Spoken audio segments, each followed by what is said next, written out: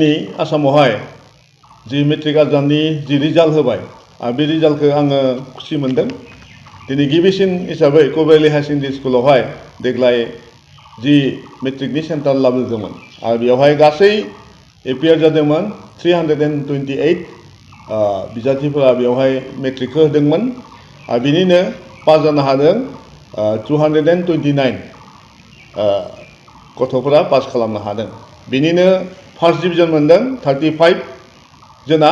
आरो बेवहा स्टार सानै दङ आरो सेकेन्ड डिभिजन मोननो हादों गासै 151 आरो थार्ड डिभिजन मोननो हादों 43 आरो बे रिजाल्टखौ आङो गोबां खुसि मोनदों आरो बे गासै जोंहा पार्सेन्टआ हायदों 70%। आङो खावलायदों जोंनि खाथि खालानि स्कुलनि गथ'फोरखौ जेन बे सेन्टाराव आरोबाव जाहाथे साबसिन जानो हायो बिदिहाय माने साबसिनै आनजादखौ होनानै मोजां रिजाल्ट खालामनो हायो डिस्टिंसन मोननो हानाय बायदि आङो गथ'फोरखौ खावलायदों। लोगोसे जोंहा जोंनि बिटिसिनि स्पिकार एबा जोंनि जि स्कुलनि